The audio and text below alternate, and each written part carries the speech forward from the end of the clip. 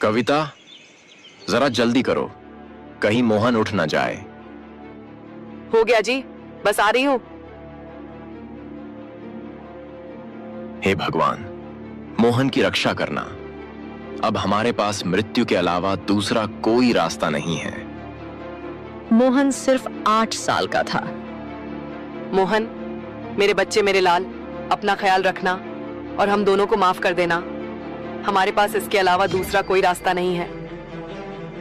इतना कहकर कविता और रामू दोनों नदी की ओर जाने लगते हैं। कुछ देर में वे दोनों नदी के पास पहुंच जाते हैं। कविता, घर में कुछ छूटा तो नहीं है? नहीं जी, घर में कुछ भी नहीं छूटा है जिससे मोहन को पता चल सके। इसके बाद रामू और कविता दोनों नदी में छलांग लगा देते हैं और वहीं अपनी जान दे देते हैं। अगली सुबह। माँ, ओ माँ, कहाँ हो? चलो मुझे जल्दी से खाना दे दो, बहुत जोरों की भूख लगी है। मोहन अपनी माँ को बुलाता है, लेकिन जब कोई जवाब नहीं मिलता तो वो उठकर रसोई में जाता है। अरे माँ यहाँ भी नहीं है, इतनी सुबह सुबह कहाँ चली गई? मोहन परेशान हो जाता है और पूरा घर में ढूंढता है, लेकिन जब उसे घर में कोई नहीं मिलता है तो उसे चिंता होती है। इसके बाद वो पड़ोस में जाकर अपनी माँ के बारे में पूछता है। रघु चाचा, मेरी माँ को देखा है क्या? पता नहीं इतनी सुबह सुबह कहाँ चली गई। नहीं मोहन, मैंने तुम्हारी माँ को नहीं देखा। ठीक है रघु चाचा। मोहन उदास होकर अपने घर लौट जाता है और आंगन में बैठ जाता है। पता नहीं माँ और पापा दोनों कहाँ चले गए। मुझे तो बहुत डर लग रहा है। हे भगवान, रक्षा करना। उन्होंने आज तक कभी मुझे अकेला नहीं छोड़ा। मोहन की आंखों में आंसू था। थोड़ी ही देर में मोहन की आंख लग जाती है और वो वहीं बैठे बैठे सो जाता है। शाम का समय। मोहन जल्दी से उठता है। माँ, बाबा। मोहन इधर उधर देखता है, उसे कोई नहीं दिखाई देता है। इसके बाद मोहन रोते हुए कहता है, हे भगवान, माँ बाबा दोनों कहाँ चले गए? अभी तक नहीं लौटे। कहीं मुझे छोड़ के तो नहीं भाग गए? मोहन भूखा था। वो उठकर घर में जाता है और घर में खाने के लिए ढूंढता है, लेकिन घर में एक दाना भी नहीं था। समझ नहीं आ रहा है क्या करूं। मुझे बहुत जोरों की भूख लगी है और पता नहीं माँ बाबा कहाँ चले गए। मुझे डर भी लग रहा है। भगवान मेरी रक्षा करना। मोहन बिना कुछ खाए पिए जाकर सो जाता है। अगले दिन पूरे गांव में हल्ला हो गया था कि मोहन के माता पिता उसे छोड़कर कहीं भाग गया है। बेचारे मोहन की तो जिंदगी खराब कर दी उसके माता पिता ने। बताओ अब मोहन कहाँ जाएगा? हाँ, तुम सही कह रहे हो श्याम। इस बेचारे 8 साल के बच्चे की क्या गलती थी। गांव के लोग मोहन के बारे में चर्चा कर रहे थे। वहीं पास में खड़ा सेठ धनीराम ये सुनता है और उसके दिमाग में एक तरकीब आता है। इसके बाद वह जल्दी से मोहन के घर जाता है। मोहन, अरे ओ मोहन के बच्चे, बाहर निकल। इतना सुनकर मोहन जल्दी से बाहर आता है। जी सेठ जी। अरे मोहन, मैंने सुना है तेरे माता पिता तुझे छोड़कर भाग गया है। अब तू ये बता, मेरे कर्ज के पैसे कौन लौटाएगा? क्या कर्ज के पैसे? हाँ, पैसे। तेरे पिता ने मुझसे बहुत सारा कर्ज लिया था और वो तो मुझे कर्ज वापस किए बिना ही भाग गया। तू बता, मुझे कैसे पैसे वापस लौटाएगा? सेठ जी, आप तो जानते हैं मेरे पास कुछ भी नहीं है। मैं किस तरह आपको धन लौटा पाऊंगा? ले देकर। बस मेरी पास एक झोपड़ी है जिसमें मैं रहता हूँ। इस झोपड़ी का मैं क्या करूं? अगर पैसे नहीं है तो तुझे उम्र भर मेरे खेतों में मजदूरी करनी पड़ेगी और तभी ये कर्ज चुकेगा और मैं इसके तुझे पैसे भी नहीं दूंगा। मोहन नादान था, इसलिए वो आसानी से सेठ धनीराम की बात मान जाता है। ठीक है सेठ जी, अगर ऐसा करने से कर्जा माफ हो जाएगा तो मुझे मंजूर है। Here's a look at my week on Facebook gaming. Monday morning, I play puzzle games. On Tuesday, I choose racing games. Friday evening. इसके बाद मोहन सेठ धनीराम के खेत में मजदूरी करने लगता है। दिन भर वह मजदूरी करने के बाद सेठ धनीराम मोहन को सिर्फ रात का खाना ही देता था, और वो भी सिर्फ 2 सूखी रोटियां। ये ले और इसे खाकर सो जा, और कल सुबह जल्दी उठकर फिर से काम पर लग जाना। सुबह पैर पसार कर सोते मत दिखाई देना, वरना तेरी खैर नहीं। जी सेठ जी। सेठ धनीराम मोहन को खूब मारता पीटता भी था, जैसे वो कोई जानवर हो, लेकिन हालातों के आगे मोहन भी मजबूर था। ऐसे ही कुछ साल बीत जाते हैं और मोहन 25 वर्ष का हो जाता है। एक दिन सुबह सुबह मोहन को उठने में जरा देरी हो जाती है, तो वो जल्दी से सेठ धनीराम के खेतों की तरफ भागता है। आज तो उठने में बड़ी देर हो गई, जल्दी से खेत पहुंचता हूँ, वरना सेठ जी बहुत गुस्सा करेंगे। जैसे ही मोहन खेत में पहुंचता है, वो देखता है कि सेठ धनीराम लाठी लिए गुस्से में उसका इंतजार कर रहे थे। उन्हें ऐसे देखकर मोहन बहुत घबरा जाता है। सेठ जी, माफ कर दीजिए सेठ जी, उठने में जरा देर हो गई, आइंदा कभी नहीं होगा। अच्छा, माफ कर दूं? अरे एक बार माफ करूंगा ना, तो तू बार बार यही गलती दोहराएगा। सजा तो तुम्हें मिलनी ही चाहिए। तू क्या चाहता है? तू घर में आराम करे और मैं खेतों में काम करूं? रुक, अभी बताता हूं तुझे। इतना कहकर सेठ मोहन को बेरहमी से पीटने लगता है। वैसे तो मोहन हमेशा सेठ जी की मार खा लेता था, क्योंकि उसे लगता था कि सेठ जी के अलावा उसका इस दुनिया में कोई है नहीं। लेकिन आज मोहन सेठ जी को जवाब देते हुए कहता है, बस करिए सेठ जी, कितना पीटेंगे? रात में आप ही ने मुझसे खेतों में देर तक काम करवाया, इसलिए तो मुझे घर लौटने में देरी हुई थी, और इसी वजह से मैं सुबह जल्दी नहीं उठ पाया। तो भला इसमें मेरी क्या गलती है? सेठ जी मोहन का ऐसा जवाब सुनकर बौखला जाते हैं। अच्छा, तो तू क्या चाहता है मोहन? गलती किसकी है? मेरी? अरे तेरे जैसे को तो अपने सगे माँ बाप ने भी नहीं रखा, छोड़कर भाग गया, और अब मेरी टुकड़ों पर पलकर मुझसे ही जबान लड़ाता है। जा, निकल जा मेरी खेत से। जब भूखे मरेगा तब आएगा मेरे पास वापस लौटकर। सेठ की ऐसी कड़वी बातें सुनकर मोहन की आंखों में आंसू आ जाते हैं। ठीक है, मैं जा रहा हूँ सेठ जी। वो खेत छोड़कर सीधा गांव के बाहर की तरफ भागने लगता है।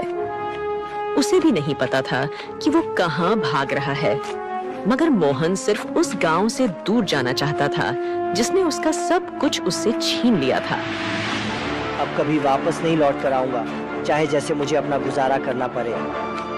ये सब सोचते हुए भूखा प्यासा मोहन एक जंगल के पास पहुंचता है और वहां एक पेड़ के नीचे बैठकर रोने लगता है।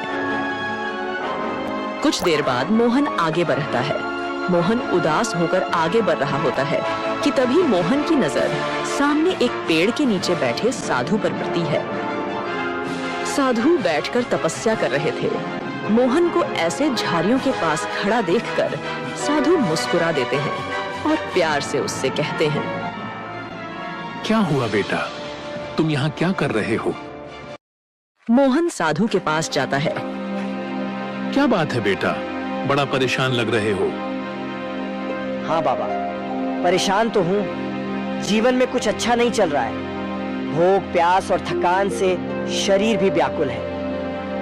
अच्छा, सबसे पहले तुम एक काम करो, उस झोपड़ी के अंदर जाओ, वहां कुछ फल रखे होंगे, उन्हें उठा कर ले आओ।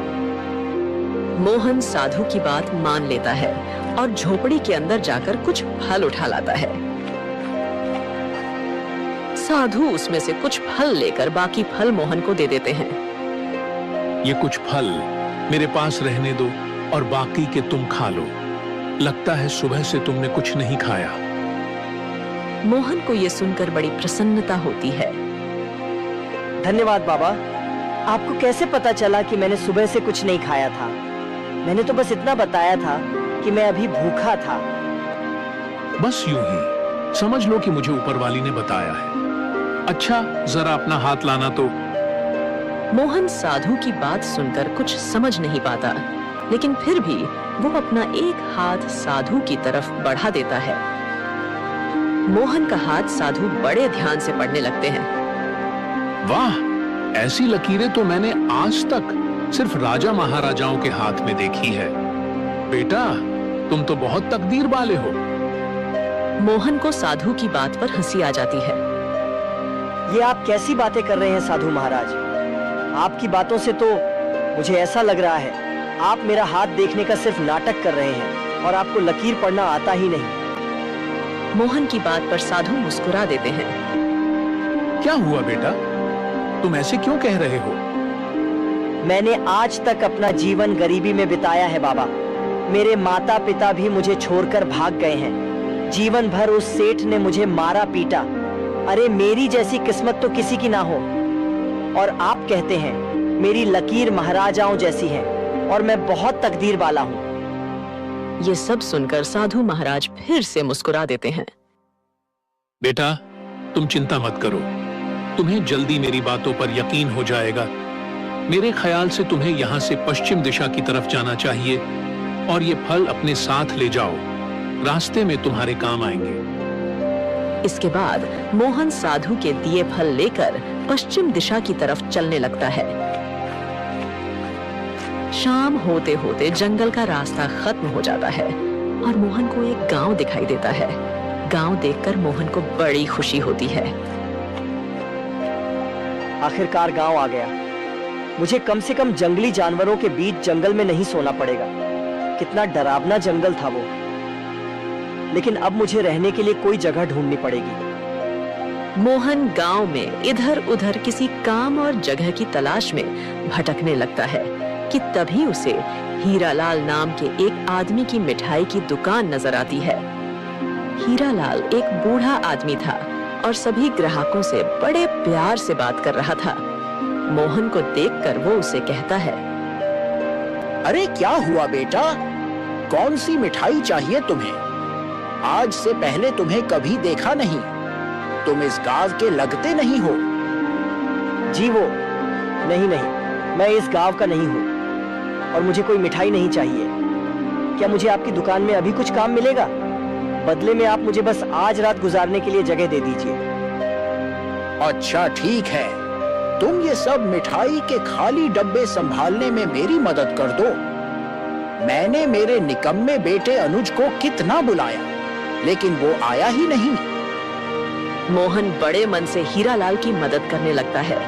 हीरालाल को भी मोहन से बात करके बड़ा अच्छा लग रहा था। रात होते ही हीरालाल मोहन को अपने घर ले जाता है, जहां पर सिर्फ हीरालाल और उसका बेटा अनुज अकेले रहते थे। अनुज की माँ का बहुत पहले ही देहांत हो गया था। अरे पिताजी, ये किस भिखारी को उठाकर ले आया आप? तमीज से बात कर अनुज, ये मोहन है। आज रात ये यही रुकेगा। इसने आज मेरी बहुत मदद की है। और तुम क्यों नहीं आए थे दुकान पे? आज कितना काम था? अरे ओ पिताजी, मैं थोड़ा व्यस्त था। हाँ, सब जानता हूँ तू कितना व्यस्त रहा होगा। अरे अपने दोस्तों के साथ घूमने निकल गया होगा। खैर, ये सब छोड़ो, मैं जल्दी से खाना बना देता हूँ। नहीं, आप रहने दीजिए। खाना मैं बना दूंगा। आपने मुझे यहाँ रुकने दिया है, वही बहुत है। सच में तुम खाना बना दोगे? हाँ, जरूर। और देखना, आपको मेरे हाथ का खाना ना बहुत पसंद आएगा। इसके बाद मोहन हीरालाल और उसके बेटे अनुज के लिए स्वादिष्ट खाना बना देता है। वाह, क्या खुशबू आ रही है। आओ मोहन, तुम भी बैठो। हम सब साथ ही बैठकर खाते हैं। क्या? मैं आपके साथ? हाँ, और क्या, आओ। मोहन जब ये देखता है कि हीरालाल उससे इतने प्यार से बात कर रहा था, तो उसके आंखों में आंसू आ जाते हैं और वो उन्हें गले लगा लेता है। क्या हुआ बेटा, ऐसे भावुक क्यों हो रहा है? बहुत अरसे के बाद किसी ने मुझे ऐसे प्यार से बात किया है, इसलिए मन थोड़ा भावुक हो गया। चलिए आप सब साथ में भोजन करते हैं। इसके बाद वो सब साथ में बैठकर भोजन करते हैं। अगले दिन सुबह सुबह मोहन जल्दी उठ जाता है और सबके लिए नाश्ता भी बना देता है। आज उसे बड़ा अच्छा लग रहा था और ऐसा महसूस हो रहा था कि मानो ये उसकी जिंदगी की एक नई शुरुआत हो।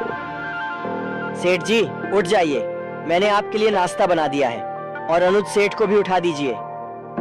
क्या खुशबू है चाय की! वाह! अरे तूने तो मेरा दिल ही खुश कर दिया मोहन। ऐसे तो सिर्फ मेरी पत्नी ही मुझे नाश्ता बनाकर खिलाया करती थी। तूने तो मुझे उसकी याद दिला दी। और हाँ, ये क्या सेट लगा रखा है? एक काम कर, तू मुझे चाचा बुलाया कर। हीरालाल की बात सुनकर मोहन को बेहद अच्छा लगता है।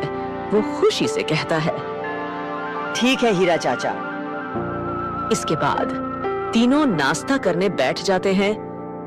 नाश्ता करने के बाद मोहन हीरालाल से कहता है, हीरा चाचा आपका बहुत बहुत धन्यवाद। आपने मुझे इतना प्यार दिया, इतना इज्जत दिया। अब मैं चलता हूँ। मोहन कहाँ जा रहे हो? तुम तो किसी को इस गांव में जानते भी नहीं। चाचा मैं काम की तलाश में जा रहा हूँ, क्या पता कुछ काम ही मिल जाए। मोहन एक काम करो, तुम राजा के दरबार में चले जाओ। राजा विक्रम बड़े दयालु हैं। मुझे पूरा यकीन है तुम्हें कुछ न कुछ काम जरूर मिल जाएगा। ठीक है हीरा चाचा, मैं सबसे पहले राजा विक्रम के दरबार में ही जाऊंगा। इसके बाद मोहन हीरालाल की आशीर्वाद लेता है और राज्य दरबार की ओर जाने लगता है। रास्ते में एक घना जंगल पड़ता है। मोहन के चेहरे पर संतोष झलक रहा था। उसे उम्मीद था कि राज्य दरबार में उसे कुछ काम मिल जाएगा। मोहन जल्दी जल्दी राज्य दरबार की ओर बढ़ रहा था कि तभी उसे सामने एक मरा हुआ पक्षी दिखाई देता है। अरे ये पक्षी तो काफी घायल है, ऐसा लगता है जैसे ये मर चुका है। मोहन उसे छू कर देखता है, लेकिन पक्षी की सांसें थोड़ा सा भी नहीं चल रहा होता है। शायद ये पक्षी मर चुका है। इसके बाद मोहन उस पक्षी को वहीं पर छोड़कर आगे बढ़ने लगता है। वो पक्षी ऐसे पारा क्यों था? मुझे ये बात समझ नहीं आई। कहीं वो पक्षी जिंदा तो नहीं? क्यों ना मैं उस पक्षी को अपने साथ राज्य दरबार ले जाऊं और ले जाकर राजा को दे दूंगा। महल में अनेक प्रकार के हकीम रहते हैं जो पक्षी को जरूर बचा लेंगे। मोहन इतना सोचता है और लौटकर वापस आ जाता है और उस पक्षी को हाथ में उठाकर जल्दी जल्दी राज्य दरबार की ओर बढ़ने लगता है। हाँ हाँ एक्स्ट्रा ड्यूटी, हाँ हाँ आज रात पार्टी, हाँ हाँ हाँ हमेशा कैसे हाँ हाँ ऐसे। नया सुप्रीडन नेचुरल्स जिनसेंग, इसमें है 30% ज्यादा एक्टिव जिनसेंग जो दे मॉर्निंग वाला जोश पूरे दिन। राउंड 2, हाँ हाँ सुप्रीडन नेचुरल्स जिनसेंग।